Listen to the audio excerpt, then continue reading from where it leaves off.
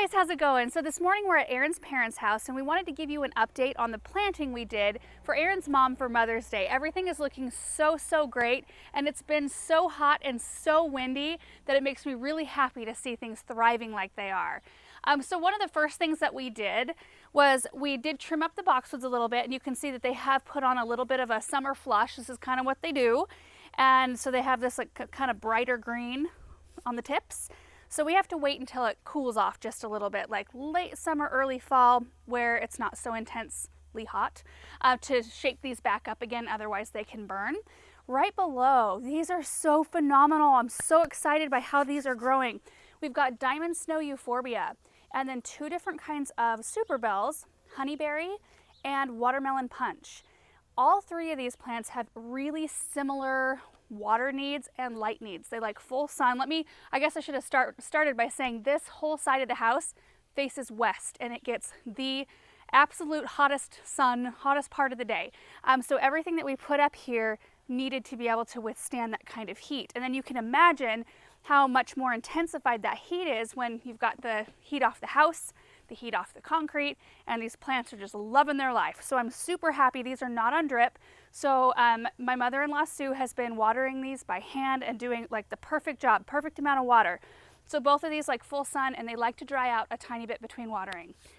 Over here, you can see the sun's already starting to reach, we're mid-morning right now, so it's starting to reach the front part of this bed. There is a hedge of Munstead lavender, which has been sheared back for its midsummer shear, so it came out, bloomed beautifully, and then it will bloom again. And then right here, there are some Perennial Gara. There are three of them. When we planted everything in here, they were very small, and we knew that they would bulk up and they would get very, I really love Gara, and I love it here. Because it looks so magical, especially behind that structured hedge of lavender, and you can still see things that you've underplanted because it's so wispy. So in the front here, we started with lemon coral sedum just because of the extra heat that comes off of the concrete, and it's just doing so great. And you can see, like really see what lemon coral sedum does when it gets a ton of light. It really looks lemony. I've got some in a more shaded location, and it has more of a deep green, which is still beautiful, but this is like what it's supposed to do. Then we've got three pentas right here. This is Sunstar Pink, and they're doing great. They actually, not shocked, what's the word? Burned, the leaves burned, scorched just a little bit right after we planted, because I had all of these plants in our greenhouse, and then we introduced them to like full hot sun, like in one day, without acclimating them. So the leaves burned a bit, and she was just very diligent about making sure they had enough water, and they've really rebounded and they've put on some good color. Supertunia trailing rose veined. Love this plant. Isn't that so beautiful? I think it is a beautiful pink to mirror the Gara's pink, and it's just such a wonderful border plant. And it's not so big and sprawling like some of the Supertunia vistas that it's like, you know, spilling out onto the sidewalk. It's staying tidy, which makes me happy. And then around this, which typically this is a bird bath that they put a solar fountain in, and it has a little spray like this. They're currently on vacation, and so they took that out so that, you know, they didn't have to worry about it running dry. Works really well, but so there's usually a little running water feature right here.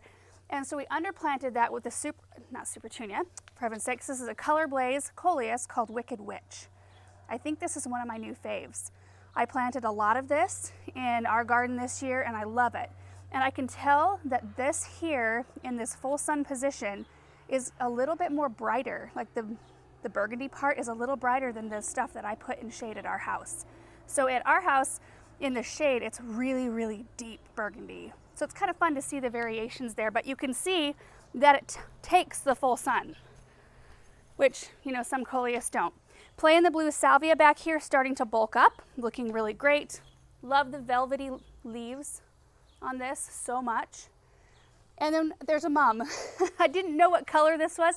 I saw this was starting to grow when we were planting things, and I thought, oh, wouldn't it be perfect if that was like a white mum or something like that, and it's red and blooming early, but it still looks really pretty. The blue with the red right there, and that's a perennial mum, so that one just comes back every year. More pentas right there. We did trim these up too. They were, like, I actually felt a little bit when I trimmed them up, trimmed quite a bit. off of them so that I could even up the spheres and make them look a little bit more structured. And I think it was a good move. I think it looks really pretty. And then right back in here, we planted the dianthus, Paint the Town magenta, fuchsia, not fuchsia, do you remember, Aaron? We'll put it on the screen. I can't remember, but it's awesome. It's been in bloom since the day we planted it. So there are 2, 4, 6, 8, 9 of them right here. And so in the shade until, you know, probably mid-afternoon. I mean, you saw the sun up there, so it'll gradually make its way in here. And there is a Chanticleer pear up above that provides a little bit of protection.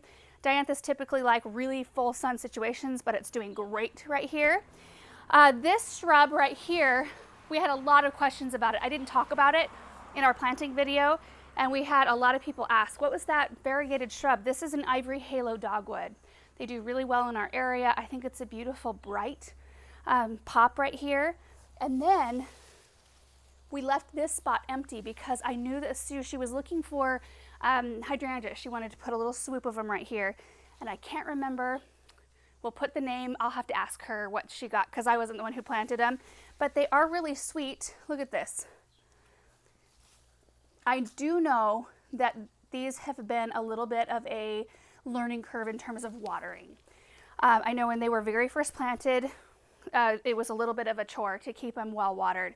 And it's something that Aaron and I have had to learn and still are learning. You know, sometimes, you know, a situation you have to adjust and add a lot more water or take some away. In this case, I think she had to add quite a bit more water. And then I popped one autumn frost hosta right there because I didn't have another dianthus on hand, and I just thought, oh, something bright that's got some bright foliage would look really pretty right there. In fact, it would look kind of pretty to maybe continue like 2 more right there. So anyway, and the rest of this flower bed were things that were here. So this is another type of dianthus that was already planted. There's some sempervivums right there, but overall it's just such a beautiful flower bed, and I thought you guys might enjoy a midsummer update. This garden, so it was planted, what do you think, like 5 days before Mother's Day? So this garden's just over 2 months old, all the annuals in here, and I think that they are doing great. I'm super happy with it. So anyway, thank you guys so much for watching this video. I hope you enjoyed it, and I hope you found it inspirational in some way, and we will see you in the next one. Bye.